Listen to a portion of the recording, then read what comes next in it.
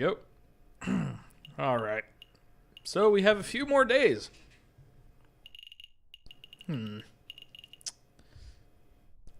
See if our goose is back yet.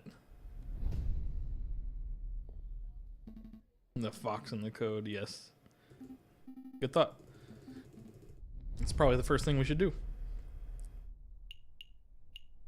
And look, now it takes a day. See you in 15 seconds, indeed. Oh, hello again. Hi, Mousy. Mousy, we have a message for you. It's from Prince Juan himself. He wants to know if the birds have flown south through the winter, whatever that means. Oh, yes, the birds have migrated successfully. But if Monsieur, Prince Juan told you that, then that must mean he trusts you. He must want you to take these. Go on, take them. What does it mean? These are used train ticket stubs. It looks like 2 people took a railway trip to Vienna. What exactly is the point of this, Mousy? Prince Juan said they would help with the trial. See the names. Gautier Seen, Nicole Seen. I recognize the surname, but I don't know who these people are. Neither do I, really. Monsieur, Prince Juan just told me to book train tickets for these people and then to make sure they caught the train. And so that's what I did. Yes. Strange. I'm not sure exactly how these stubs are supposed to help with the trial, but I'll keep hold of them just in case. They've been added to my evidence folder. Let's go, Sparrowson. I'm done playing courier. Good call. Alright. That's one of our days used up. We have 2 more days that we can use. Today and the next day. And we have 3 places we could go to.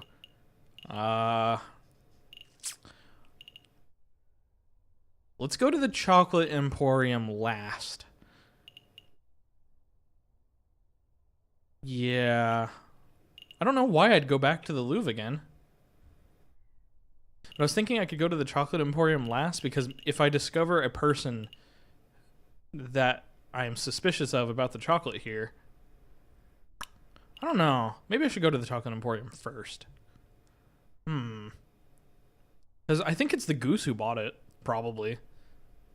Or maybe the judge. Wouldn't that be crazy, huh?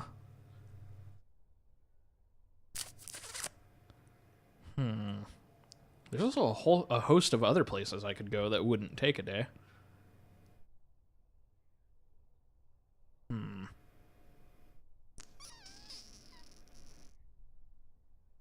I just don't see any reason to go back to the Louvre. So I'm gonna go to the Chocolate Emporium first. No fucking accent. Perhaps you just return to ask questions. It's just the questions. I see. That sounds about right to me. Let's ask about... First, Catherine. You ever served a flower-selling swan? Nope. Yep. Who to ask about? How about the judge? Have you ever served a hairy wolf in judicial robes? Yes! Haha! Did you just say yes? Yep, a wolf in judicial robes. I did serve a person like that a while ago on the 6th of January. He is the murderer. Yeah, I want some chocolate too, Nightmare. Damn. Did he say or do anything suspicious? Not that I can recall, Monsieur. He was a pleasant fellow, big toothy grin. Bought 200 grams of classic dark Belgian chocolate with a custom filling. Some type of caramel. He provided it himself, although he unfortunately did not bring enough for me to sample. What does this mean, Falcon? Well, we shouldn't make assumptions. It may just mean that the judge liked to eat chocolate. But if the judge's purchase is related to the wrapper at the crime scene, then... Monsieur Hagglestack, do you think I could get a copy of his receipt? I can do you one better, Monsieur. I have the original right here. I keep them for tax purposes, you understand. Is it okay for us to take it, Monsieur? Absolutely. Memorizing the receipt's contents is trivial, after all. Cool. Would you look at this thing? He signed it in green ink. Green ink! I knew he was shady, but only truly villainous people write in green. Thank you for your time. You've been helpful. Glad to be of service. Best of luck. Well, we have our perp. We do. And we have one place to visit, precisely. So I guess that means I found the clue I needed, huh?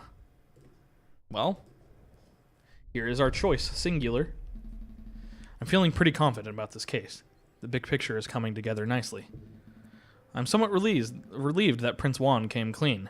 His secret was putting the whole case in jeopardy. Jeopardy. Not jeopardy, jeopardy. We still got 1 day before the trial, but how to spend it? I suppose we could revisit the Louvre, or maybe we should just play some cards at Le Canard Joyeux. Is something wrong, Sparrowson? You're being unusually quiet. Falcon, we need to talk. What's up? See, I was doing some thinking. Dangerous thing to do, I know. I just realized we're missing a crucial piece of evidence. I couldn't have met the judge. Right, I see. What evidence would that be? Well, we know that Major Hal consumed a piece of chocolate before he died, and we know he died of poisoning, but we still aren't sure that the chocolate was the cause. It's true. If we keep pushing the chocolate theory, he'll almost certainly bring that up. So I thought to myself, if one were to consume the wrapper itself, then that may provide proof of whether it contains traces of poison. Well, that could work, but it would be foolish. Wait, were you thinking of eating the wrapper? Maybe. Well, stop those thoughts right now. I'm not going to let you potentially kill yourself like that. I knew you'd say that. That's why I already consumed the wrapper 45 minutes ago. Fuck. Sparrowson? Sparrowson! Ah, you fool! Doctor, is Sparrowson okay? Well, he's not conscious right now, but he's stable.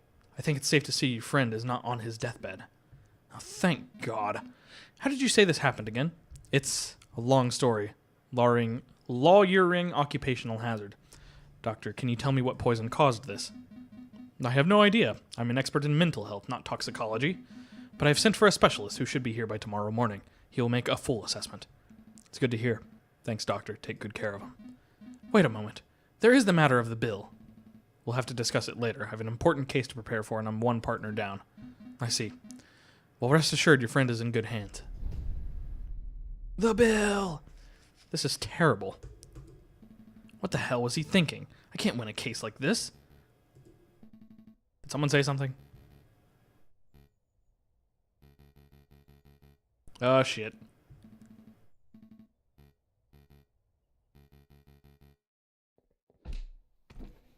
Okay. We are being dragged. We have been thrown into the river. Au revoir, me.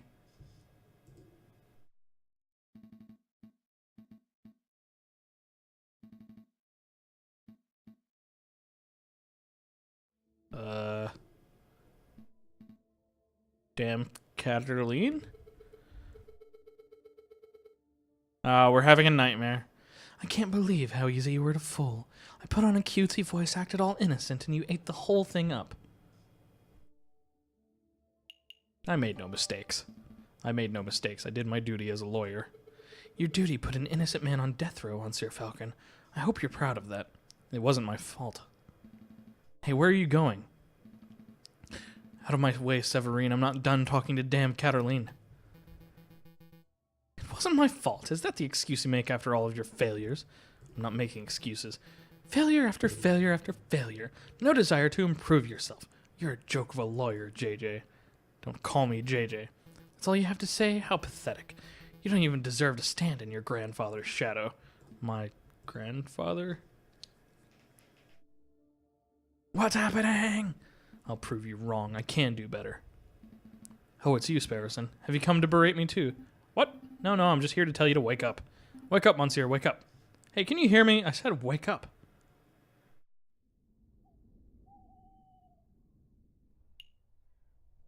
Pont d'Art. Come on, Monsieur, wake up. I said wake up. You're starting to worry me. Oh, thank goodness. I wasn't sure whether I'd have to find a doctor or a mortician. Ugh, my head. Where am I? The Pont d'Art, by the Louvre in Paris, France. I just fished you out of the sign. Nearly broke my rod doing it. Wait, I know you. You're that disrespectful lawyer guy. Giro Falco or something. What time is it? Actually, what day is it?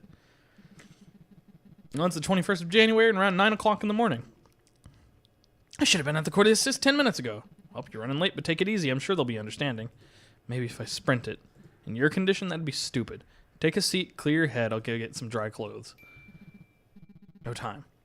Wait, Monsieur, at least take this before you go. What's this, a dip pen? No, wait, it's a modern fountain pen. Bone handle, gold nib. It's very fancy. Thanks, Monsieur, but this isn't mine. Really, are you sure? You were holding it pretty tightly when I found you. It's the judge's pen. Uh-huh, contains green ink. Oh, you're fucked now, buddy. I'm coming for you. Hey, don't call me a fish run. Ah. It's 9 o'clock. I believe it's time for the roll call. Is the defense not present? Such unprofessionalism. If there is no defense, the trial cannot proceed any further. We must make a ruling based on the evidence that has already been presented.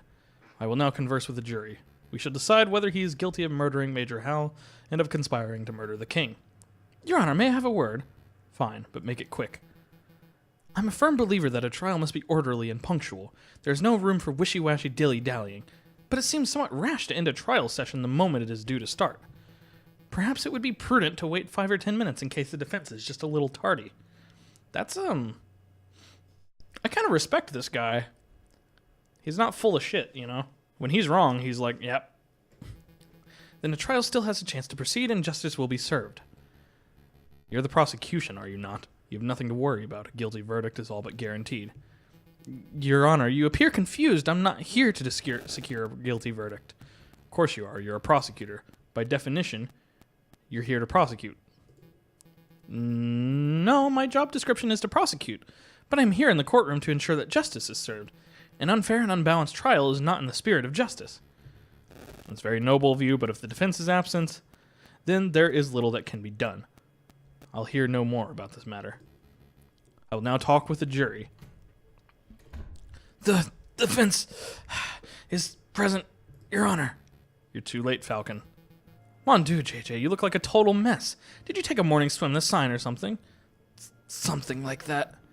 Your Honor, we are all present. We are only 3 minutes over schedule. That's not needlessly dirty the pure name of justice. Rules are rules, prosecutor. Falcon clearly has no respect for legal procedure. Frankly, for turning up while looking like a drowned rat, I ought to hold him in contempt of court. Your Honor. But, Your Honor, rules are rules. One more word out of either of you, and I shall have you both disbarred. It's a pity. The King of France was most looking forward to standing behind the witness podium. The King of France? He's here? Oh, we're not doing the trial after all. That's a pity. Your Majesty, what a surprise. It's my 7th time testifying against a would-be assassin. But it's the first time seeing a trial where the case has ended before it even began. Well, the defense, he was late and, pish-posh. France didn't become a great and dignified kingdom through rigorous punctuality. Let's go ahead with this trial. It'll be fun. Look, I'll say the oath to get us started. I swear to speak without hatred and without fear, to tell the whole truth and nothing but the truth. Did I get it right? That was perfect, Your Majesty. JJ, I trust you have no objections with the king testifying. No objections here. Going ahead with the trial is fine by me. And surely you wouldn't stand in the way of the king, would you, Your Honor? Fine, proceed with this cursed trial. Excellent. Now, Your Majesty, could you tell us your activities on the day of the murder? My activities? Well, I started my day with tea and toast, as I normally do. I was dressed in my PJs at the time. I think you can skip ahead a little. Perhaps to your arrival at the Louvre? Right, of course. Well, my entourage and I entered through the Louvre south entrance around 9 o'clock. We passed through the Salle de Tibre with little fanfare. At the Grande Galerie, I unveiled the new painting and gave a short speech to inspire the citizens who attended. That's when I was approached by a man claiming to be the Prince of Spain. He presented a rose which was taken by Major Hal, and, well, I think you know the rest. Indeed we do, Your Majesty. Madames and Messieurs of the court, what we have here is another testimony that establishes Prince Juan's guilt. And this is no ordinary testimony. It is the testimony of perhaps the most trustworthy man in all France. Oh, you flatter me, prosecutor. But I am the trustworthiest in all the kingdom, aren't I? I have no doubts, Your Majesty. Nonetheless, I would like to perform a cross-examination. How dare you doubt your king? The utter nerve! Oh, calm yourself, Judge. I have no qualms with standard legal procedure. Good guy. Good king. Defense, please proceed. I want to see your best courtroom drama material.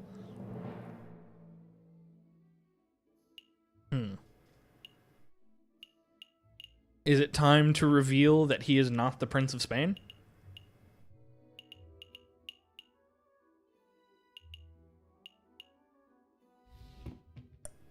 Do we even have that as, like, evidence? Well, we do have his business card, and that sure does look like him, doesn't it? Yeah, I think we're going to have to basically start getting into the truth to implicate the judge, right? Let's see. Your Majesty, you say you were presented with a rose by the Prince of Spain. Indeed, he formally introduced himself. I knew he was telling me the truth because he called me Senor. Yes. That man was not the Prince of Spain. Your Majesty, prosecutor, members of the court, brace yourselves because I have a revelation that will turn this trial on its head. Juan Querido is not the Prince of Spain. It's not a revelation, Falcon. It isn't. Of course not. We all know that the current ruler is Queen Regnant Isabella II and that she has no children. The Queridos are obviously pretenders to the throne. Prince Juan's title is probably self-appointed. His name isn't even Juan. His name isn't even Juan Querido. I don't even think the fox is Spanish. This may not be the right way to do it, but I'm trying it. We'll see. So what? So what? That's important. JJ, what's important is this man is accused of committing murder and of conspiring to kill the king. That's what's in dispute. The man's name is irrelevant. He could be named Juan Querido or Bob Struney, for all I care. Doesn't change the events that transpired. Yes? That is relevant, though. Whatever. It may be relevant later. I find it curious that Major Hal snatched the rose before you could take it. Why did he do that? The Major has always been a protective fellow. I think he was just doing his diligence as a royal guard. And given how he took the figurative bullet for me, I would say he did his job well. Can't argue with that. I guess not.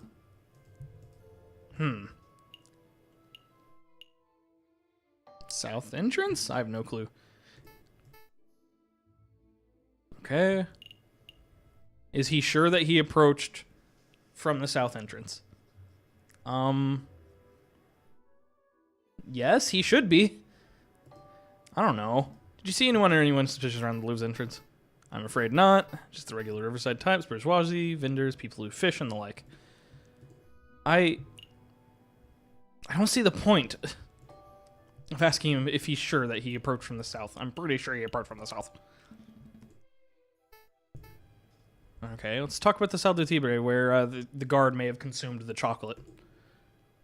What did you see in there? Could you elaborate? What did you see in the Salle du Tibre? What did I see? Well, Roman stuff, mostly. I mean, aside from the Roman artifacts. For example, did you talk to someone in the room who wasn't a member of your entourage? Ah? You're reaching, JJ. The king already testified he passed through without encountering anything of interest. I just want him to elaborate. I have reason to believe this was a key moment on the day of the murder. I want the king to elaborate on exactly what and who he saw. I suppose you have to proceed, Your Majesty. All right, let me think. There was a giant doorstop. There was that copper urn thing. Oh, there was something else now that you ask. I was offered a box of chocolates by some peasant, mademoiselle. I don't have much of a sweet tooth, but Major Hal was keen to accept a chocolate or two on my behalf. What? Did I say something startling, prosecutor? No, please continue, Your Majesty. I think the prosecutor is startled because he just came to the realization I was not spouting drivel in my previous trial session. Well, that's debatable. To cut a long story short, Your Majesty, this mademoiselle may hold some relevance to the case at hand. Could you describe her? Really, she's relevant? Well, let me think. I didn't get a good look at her face, but she was a sorry-looking swan, probably in her late teens or early 20s. A young, sorry-looking swan, you say. I don't suppose her name was Mademoiselle Sin. Did you see the other one? Mademoiselle Swanson? No. Sin. That sounds familiar. Why, yes, I think that was it. She was called Mademoiselle Sin. I see. This is undoubtedly significant. Mademoiselle Sin gave chocolates to Major Hal minutes before he died. Now, just 1 minute, I see what you're alluding to. You're suggesting the gifted chocolates killed the Major. But that line of reasoning holds no weight because the evidence is circumstantial. Circumstantial, my tail feathers. The king just testified that Major Hal ate chocolates. Yes, that is no longer in dispute, but you still have not proved they were poisoned. Without that, we must assume the swan was merely offering a gift rather than speculating she's a murderer. Yes, shame on you, defense, implicating a poor innocent girl. Blah, blah, blah, why ought in this trouble? Hold on, I do have evidence that the chocolate was in fact poisoned. I don't believe you, JJ. If you had a piece of evidence that significant, you would have slammed it down already. Present it. Well, I can't. It's not really the evidence folder type of evidence. Why am I not surprised? The drama was just getting good. Why'd you all suddenly go quiet? Well, Your Majesty, it appears the defense just had a realization of his own. That is, that he lacks the evidence to support his theory. Since he cannot continue with his argument, I believe the cross-examination has come to an end. I'm not done. See, I had the chocolate wrapper back in my office. Sparrowson ate it.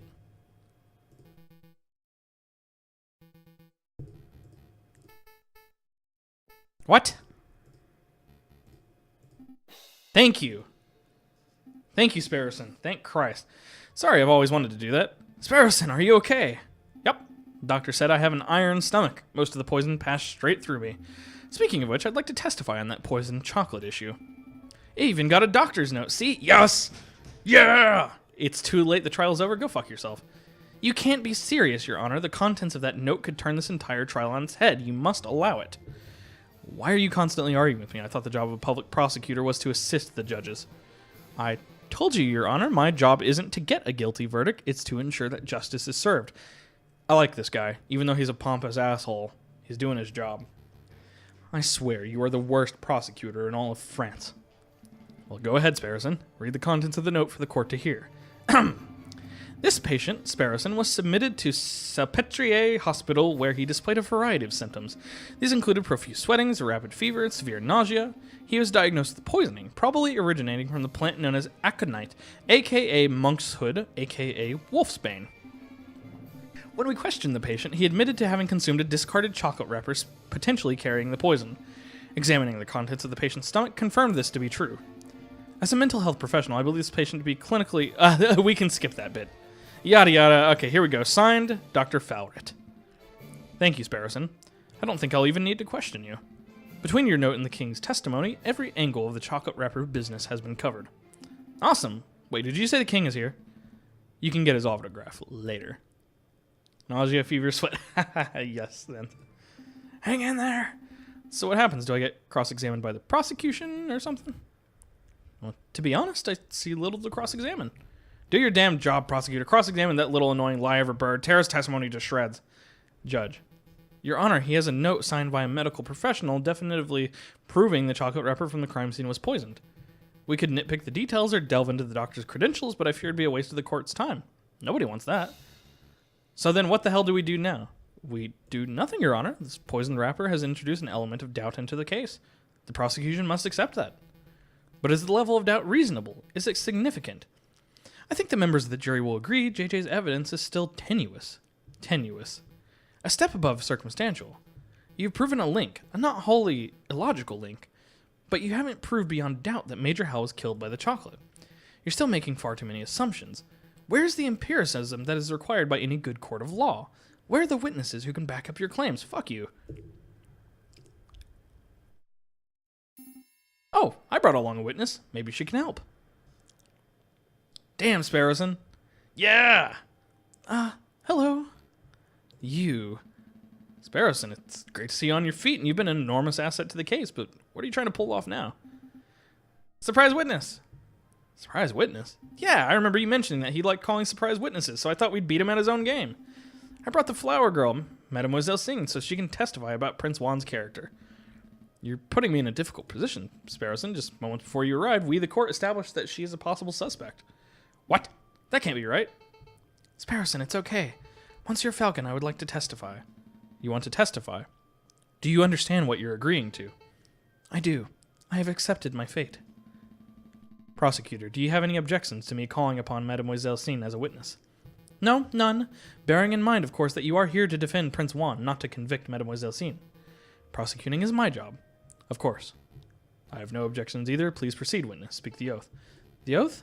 Say you swear to speak without hatred, without fear, to tell the whole truth and nothing but the truth. I swear, Your Honor, I swear to speak without hatred and without fear, to tell the whole truth and nothing but the truth. Good. Very good. Please state your name and occupation for the court record. My name is Catherine Marie Singh, and I am a flower seller. Mademoiselle Singh, tell the courtroom of your activities on the morning of the 7th of January. Very well. I saw the king and his entourage enter the Louvre around 9 o'clock. I followed. When they came to a stop in the Salle du Tibre, I stepped forward and offered the king a chocolate. He refused. But a guard, a big dog by the name of Major Howell, was happy to oblige. The guard died because I, personally, had previously added poison to the chocolates. No, that can't be right. I used poison derived from monkshood, a notoriously dangerous plant. As a flower seller, it was simple to acquire. Why did you do it, mademoiselle?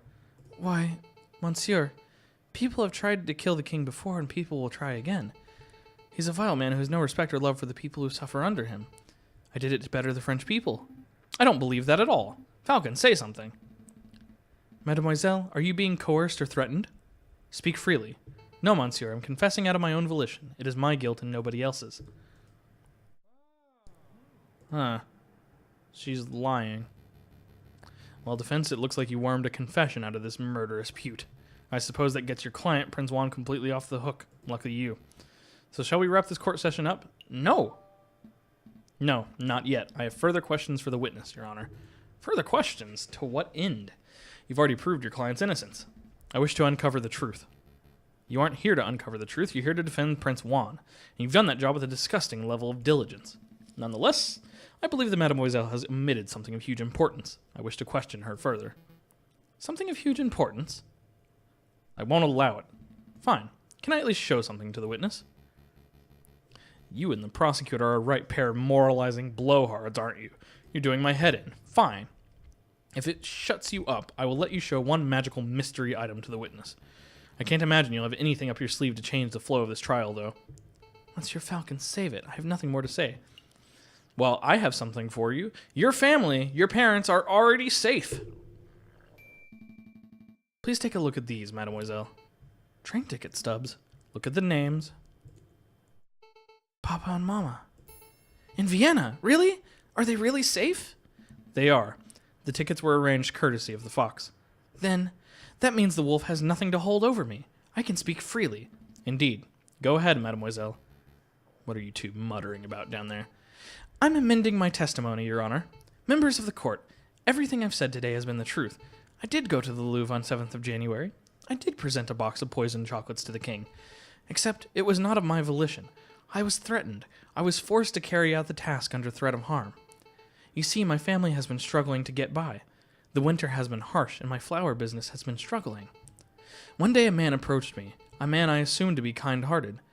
This man offered me 200 francs to get us through the cold, but I could not afford to repay the debt.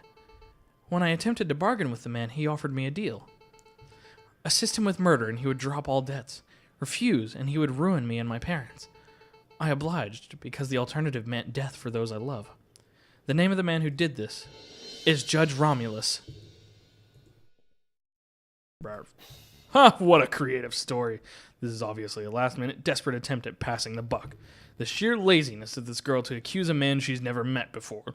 She's blatantly floundering. Indeed, I've heard dozens of these self-pitying yarns during my time as a prosecutor. Although this is the first time I've seen a witness directly accuse a judge. Quite a brazen gambit. But in any case, these sort of stories never turn out to be true. They're always proven to be fabrications born of desperation. I've never been more honest, monsieur. Listen, Mademoiselle Cene, I would like to believe your story, but accusing a man, a judge no less, of conspiring to murder the king is a hugely serious accusation. Do you have any proof to support your story? Proof? You say the judge lent you money, then you must have both signed a contract when you made the transaction. What? No. The contracts were all verbal. He said the money was a gift at first, and only later said I had to repay him. How convenient. Of course it doesn't exist.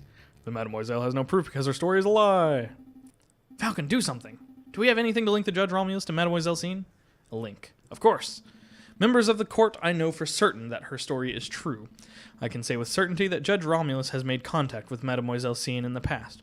I know this because at this very moment I'm holding a key piece of evidence that links him directly to the crime scene.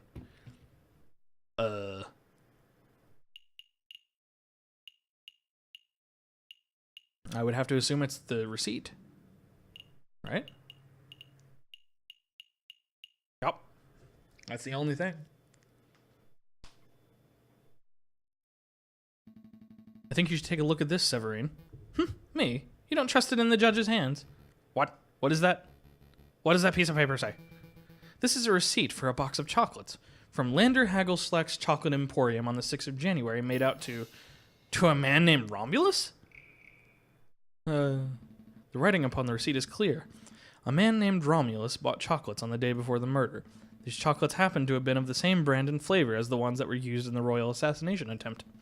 By itself, this evidence would not be definitive. It would only suggest that the judge has something of a sweet tooth. But taking in conjunction with the Mademoiselle's updated testimony, that would imply that the judge was directly involved in the assassination attempt. Holy shit. Judge Romulus, do you have anything to say about this? Yup. That receipt's not mine. I haven't stepped foot in a chocolate shop in years. You cannot be serious. The receipt is indisputable proof of your purchase. Indisputable? Watch me dispute it. What you have there is a scrap of paper with the word Romulus scrawled on it. Is it a forgery? Are there simply two men named Romulus living in Paris? I don't have a clue. What I do know is you have nothing to prove I was the one who signed that receipt. That's absurd. You want me to dig up court documents with your signature so we can undertake a handwriting analysis? Well, that wouldn't be possible. I believe His Honor uses a rubber stamp for signing off on official court documents. That would be correct. No matter. I don't need the judge's signature. I already have in my possession proof that the signature on the receipt belongs to Judge Romulus. The pen? Yep, that's all I got.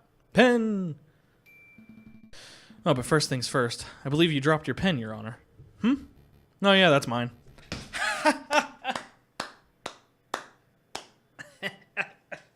You got him! Got him! I thought as much. Mesdames and messieurs, last night I was assaulted outside Salpêtrière Hospital. I did not see the assailant's face, but I did accidentally grab something from their garments as I was thrown into the sign. Oh, so that's why you smell of fish. I wanted to say something, but I thought it might be rude. This fountain pen is the very item I grabbed. Did I say this pen was mine? On closer inspection, I see I must have been mistaken. Save it, Your Honor. I'm not here to press assault charges. What interests me most about this pen is the ink it contains. It is emerald green in color. And as we all know, only baddies write in green. Well, yes, but more importantly, it's a rare and unusual choice of ink color. I would venture that only a dozen people in all of Paris are arrogant enough to write in green. And I would venture that only one of those arrogant people is named Romulus. So Judge Romulus lacks respect for classic penmanship. What of it? Take another look at the chocolate receipt, Severine. That receipt was signed with emerald green ink. It certainly is quite a coincidence. No, there is no more room for coincidence. There is no more doubt. There is only one narrative that can tie this ridiculous string of evidence together. On the 6th of January, you, Judge Romulus, bought a box of chocolates with a custom filling. That custom filling contained poison, originating from the flowers of Mademoiselle Cine, a street seller who owed you a debt. On the 7th of January, you, Judge Romulus, leveraged that debt to force the girl to present the poisoned chocolates to the king. Then an idiot of a man by the name of Juan framed himself as the murderer in order to take the fall in Mademoiselle Cine's stead. You pushed for Juan's guilt by priming a witness, Monsieur Toussaint Kingsley, and when that failed, you pressured Mademoiselle Cine to take full responsibility for the crime. That is the only narrative that makes sense. Admit it. Fine, I do admit it. I did it. I purchased the chocolates, I added the poison. Damn, he's admitting it. I put a peasant girl in debt just so I could force her to take the fall. I was the one who wanted the king murdered, but there is not a damn thing any of you can do about it. I'm the one who holds the gavel. I'm the one that passes the sentences. This guy's a fucking idiot. Judge, the king is in the room. Yes. With a snap of my fingers, I could have each and every one of you guillotined at the Austerlitz before nightfall. Who judges the judges? Who stands above me? Nobody! Not even God can condemn me when I sit so highly! Attempting to murder a king. Corrupting the cour d'assises. What an utterly repulsive individual. Don't touch me, you dirty pig. You have no authority over me. He doesn't. I do. Take him away, Inspector. I'm not done. I'm not done with any of you. You're all guilty. You'll see.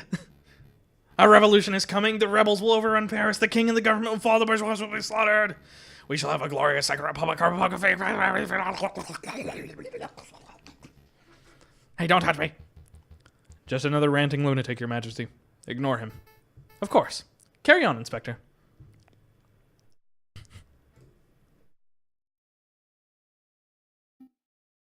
What? What happens now? I guess I'm supposed to take over the President Judge's duties. Well, given the surprising series of revelations that just took place, we believe the results are clear.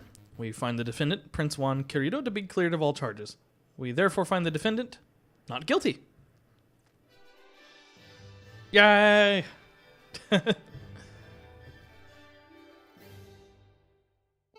I did it. What happens to me now? Mademoiselle, it is clear that you were coerced. However, you still played a significant role in the king's assassination attempt. By all rights, you must be tried for your crimes. I see. I cannot argue. But, as it happens, due process was not followed during this trial session. Judge Romulus thoroughly disrupted the proceedings. Consequently, I believe that most of the testimonies given during this trial session would not be seen as valid in a court of law. What does that mean? He's saying you're free to go. Correct. As a prosecutor, I see no crime to prosecute. Really? Thank you so much, monsieur. And thank you, messieurs. Without your help and assurances, I don't know where I would be right now. So, are my parents really in Vienna? I think so, but you'd have to ask the Fox for details. I don't know exactly what he arranged. Although now that Romulus poses no threat, I suppose your parents would be free to move back to Paris. Actually, I may follow them to Vienna.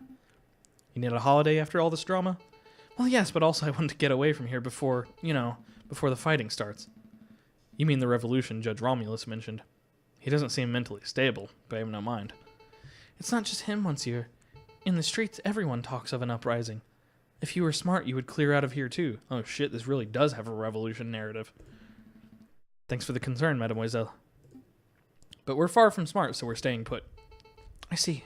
Then good luck, messieurs, and farewell. Maybe we can meet again when this is all blown over. Wait, mademoiselle, don't you want to have a quick celebratory drink? No, she's gone. So I guess it's just you, me, and the fox. Right, Falcon? Sounds good, Sparrowson. Take Prince Juan back to the Aviary office. I need to sort out some paperwork with Severine. Okie dokie.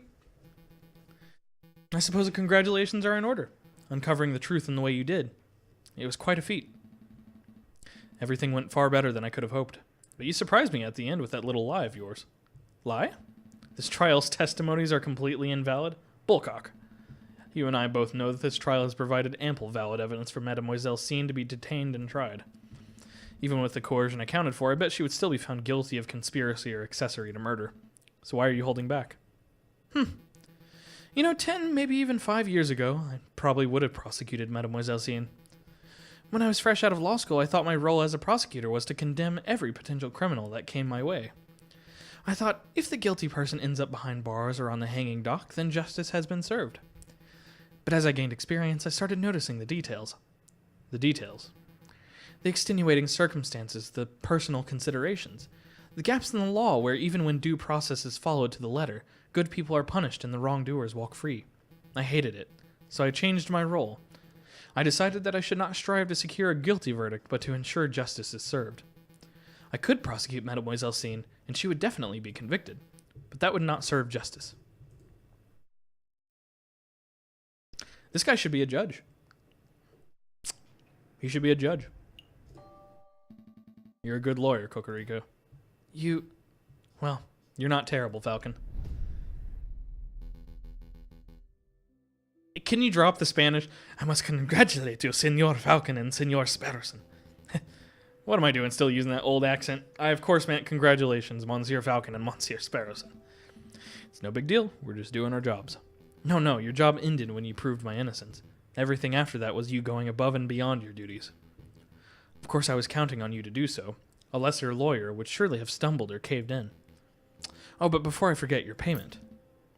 How much money? Yeah! This has been a strange case, but I'm glad the truth came to light. I'll see you out. Wait, Monsieur Volpes, before you go, something's been bothering me. Why did you come to us in the first place? Surely there are much more reputable lawyers out there who could have done a better job. Oh? More reputable than the Falcon that stands before me. Yeah, Falcon's got a sucky track record. Well, true. He does have a mixed record, but his family's name is hugely respected in the lawyering world. I chose Monsieur Falcon as my lawyer for that reason alone. Huh? Really? I've never heard of another lawyer named Falcon. Let's not go down this road, Monsieur Volpes. I don't go by my old name for a reason. That is fair. We shouldn't be fixated on the past, should we? After all, it's already been and gone. The future is where our potential lies. That's what we should be paying attention to. A storm is approaching fast. You mean the revolution that the crooked judge mentioned? Indeed. I dare say the wolf is right. A rebellion is coming, one way or the other. Listen, Monsieur Falcon. You'll probably have a surge of work over the coming days. If you want me to dig up the dirt on anyone, please feel free to drop by my office at any time. Dig up the dirt? I am a private investigator. It's what I do. We'll bear it in mind. Thank you, Monsieur Volpes. Good day, messieurs. I'm going to go get a drink.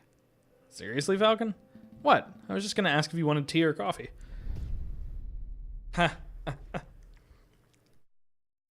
I do not wish to continue. Whew. Well, I feel a good deal better about that case than I did about the last one, man. That's for damn sure. That, yeah, that was fun, man.